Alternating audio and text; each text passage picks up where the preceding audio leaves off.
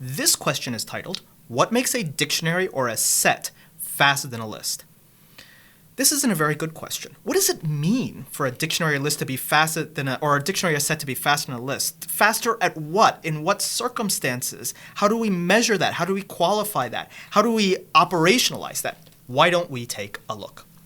First, let's get started by thinking about what this question might mean. Dictionaries or sets are faster than lists. Now, you may even have an intuition for what we're aiming for here, but for those of you who read Twitter, read blog posts, you may find that oftentimes there are certain phraseology that we find ourselves saying, oh, this is very fast, this is very slow. And it's very difficult to really pin down what do we mean by that.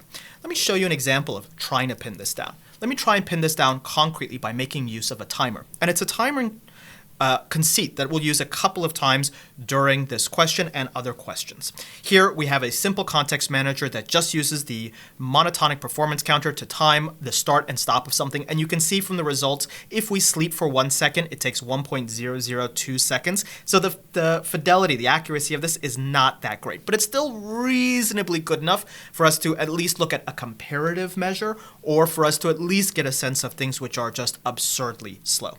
Let's think about things like a comparative measure. Why don't we do the following? Let's create a list, a dictionary, and a set. And let's try membership checking. That seems like an operation that we might often do, identify if we have some value in some data that we've captured. And we can time these and see how the timings look.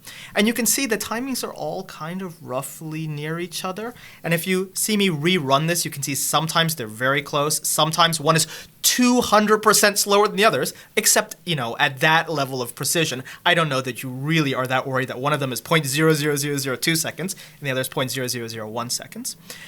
But one of the things that we can think about is it's often the case that the actual timing of a specific piece of code is not as illustrative in terms of the guidance it can give us. Just that this example sometimes is faster, sometimes is slower, doesn't really tell us, oh, we should use one of these or the other.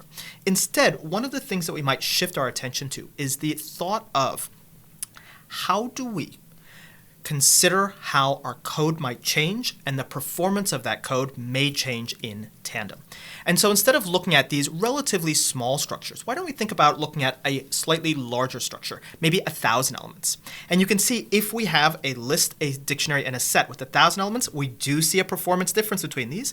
And maybe it's a little bit more consistent, but the variance is quite large, and it's difficult to eliminate other possible effects.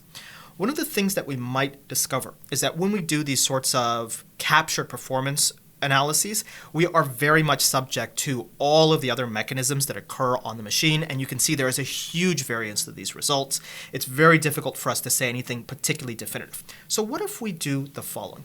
What if we flip the script a little bit, and instead of trying to measure something and then infer from that measurement, we build a causative model and then try and reason against that causative model. And we'll use these performance measurements in order to corroborate that causative model, but we won't use it as the evidence feeding into it.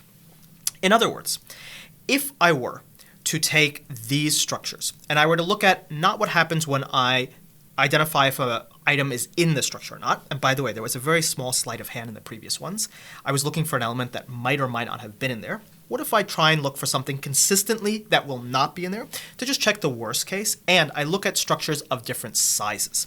And I try and see if my timing measurement, which is not a great timing measurement, it has a lot of error in it, can still give me a good comparative view. And so at the top block, I can see the behavior of the list. In the second block, I can see the behavior of the dictionary. And in the third block, I can see the behavior of a set. And while we might not be able to trust that this might actually be 0.18 seconds in reality, one of the things that I think we can see from this is a very interesting pattern. When we try to identify if an element belongs to this list, the size of the list has a clear irrefutable correspondence with the amount of time that it takes, whereas the size of the dictionary and the size of the set do not appear to have any correspondence. It seems to be irrespective of the size of the structure. It's all about the same time for the set or the dictionary. And this may be what we mean when we say that a dictionary or a set is faster than a list at certain operations like membership checking.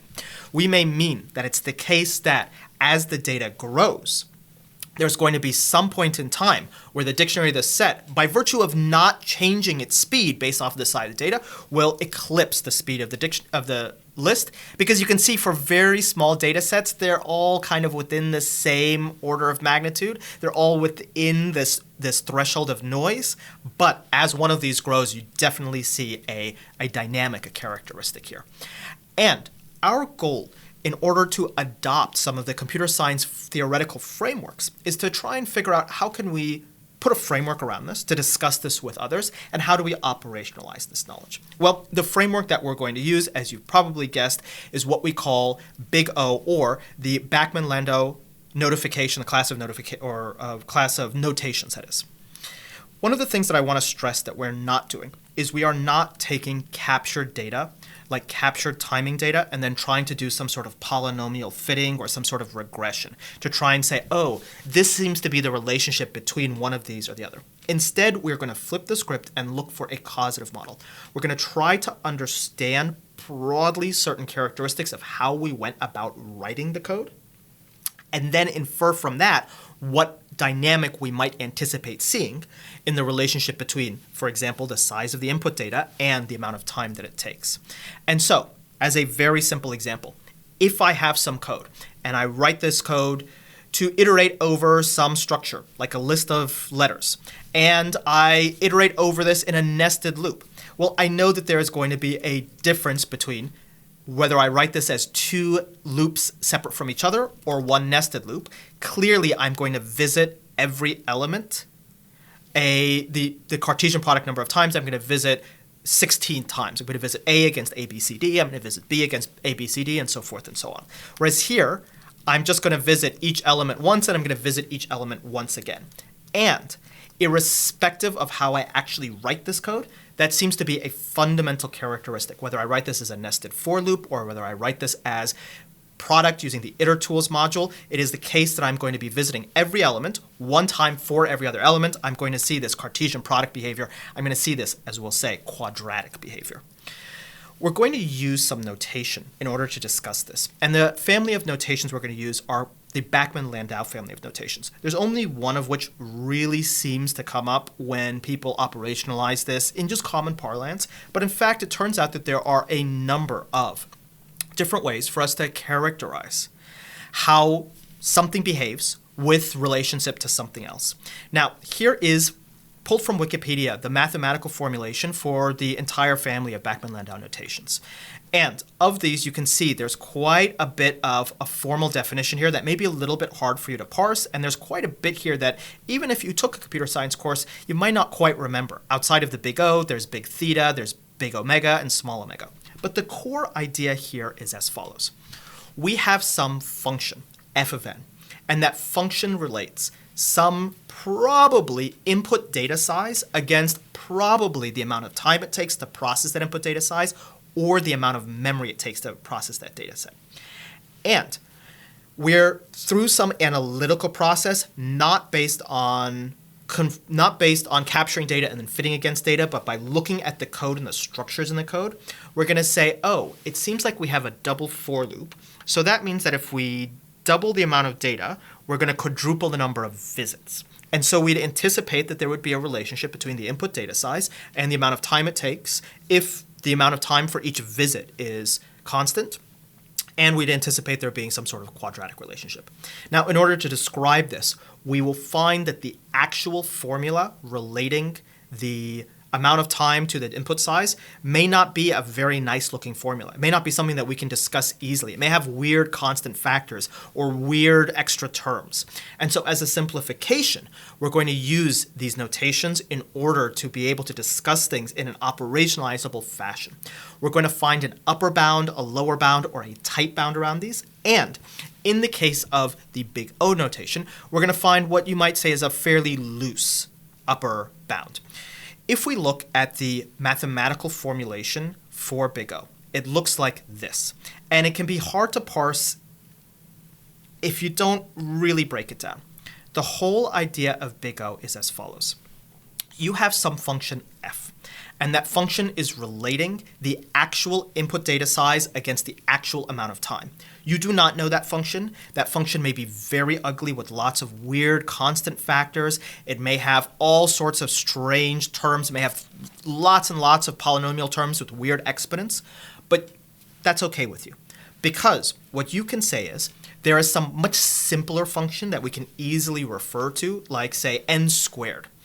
And up to a constant factor, at some point in the growth of this simplified function is always going to be above the actual function. It is an upper bound given some constant factor, given some cutoff point. And so that's all this is saying. This is saying just given some constant factor, and this for some n0, for all n greater than n0, just says at some cutoff point and ever after. That's what big O is all about. It's about characterizing these. And when we talk about big O, we oftentimes find that there are some common g of n. There's some common functions that we see revisited over and over and over again. Now, the actual process for mathematically proving that something has a big O of something or a big omicron or little omega of something, it can be quite involved. And largely in our work, I don't see that we are paid as much to do those kind of mathematical derivations. Instead, our goal is to look at some code and to get a broad assessment for, is this going to bite me in the butt when I release this to production? Or is there a better way to solve this problem? And can I derive what that better way is by looking at the characteristics of what I know is needed in order to solve the problem, the information that's needed to solve the problem, and what code that I've written so far is. The common time complexities we tend to see often map very closely to programmatic structures. O of 1, constant, is probably some sort of single operation. Now, what is actually constant time or not constant time has a lot of operational characteristics associated with it. Integer addition in Python is not constant time because integers are unbounded in size, but float addition probably should be constant time. Log n typically is some sort of divide and conquer approach. Linear is typically some sort of every element scan.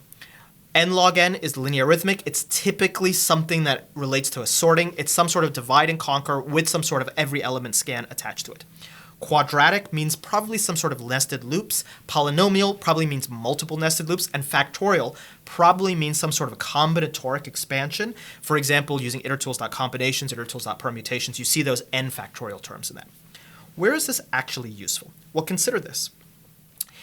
If you have some code and you discover through your analytical process that there is probably a quadratic relationship between the input size and the amount of time that it takes, here's what's going to happen. You're going to be in your development environment and everything will be fine. Because if you think about what that quadratic curve looks like, it doesn't increase until you hit a certain value and then it shoots up. So in a certain region of that curve, everything's going to be fine. There's a good chance that's going to be in your dev environment. Then you're going to release to production, and the data will grow as your data typically grows, and it'll seem to be okay for a little bit of time until suddenly it falls over and that quadratic growth or that exponential growth it gives you extreme performance regressions that you can't deal with. What you might say is, if I'm looking at some code and I see a doubly nested for loop, I might think this is going to have quadratic performance, probably. I might be able to measure it and corroborate the measurement, but I'm not going to use the measurements in order to figure out what the performance is because that's going to be a very difficult thing for me to do. And I might think, is this nested looping something that is necessary in order to solve the problem? Or can I push down these order of functions? Can I find a way to implement a divide and conquer or a linear scan of some sort, or via some caching mechanism, some other mechanism, some sort of constant approach? And can I tie that into my underlying understanding of these? When we look at data structures, it's often the case that we see something that's necessarily slow as a consequence of being, for example, quadratic, and we think, well, I'd love this to be linear, and then we try and find the operational structure that gives us the information in order to make it linear. This is how I operationalize this. And to tie this back into our original question, we can think that a Python list is human ordered. It has an ordering that means something to a human being, which means that any sort of membership checking must check every possible element because the order of this structure is only meaningful to a human being. It's not meaningful to the machine, which means that if I want to find if a value is in this list, I can't just look at the first element and say, oh, it's not here. I have to look through every single element because it could be lurking anywhere. because the ordering could be arbitrary based off of whatever problem I'm trying to solve. On the other hand, a Python set is machine ordered. And we often see one of the consequences of this, which is if I rerun this code without setting my hash seed, or you can see that the ordering of how these print out jumps around. Well, the reason for that is there is an ordering that is not available to us, but is available to the machine, that allows the machine to very quickly identify if the element were present, where would it be? And that ordering is the ordering based on a simple hash mechanism. One important note, the Python set is not unordered. It has an ordering. That ordering is consistent. If you loop over a set 2 times, it will be the exact same order.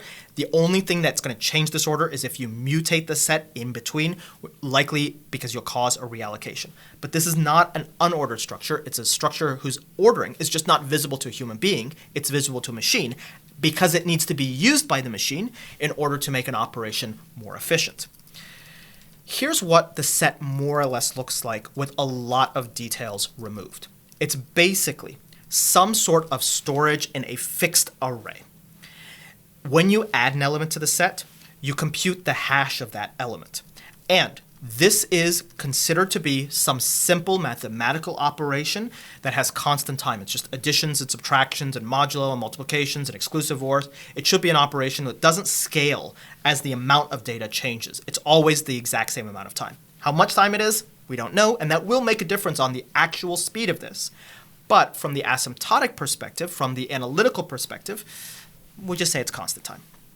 We use that hash value to determine where in the structure we're going to put this element. And if we decide to put this element at some position in that structure and there's something in that structure that's already there at the position we designated, we do some sort of fallback approach here. This is what you might call very simplistic linear probing. We just look for the next slot by just looking at the next position, the next position, the next position.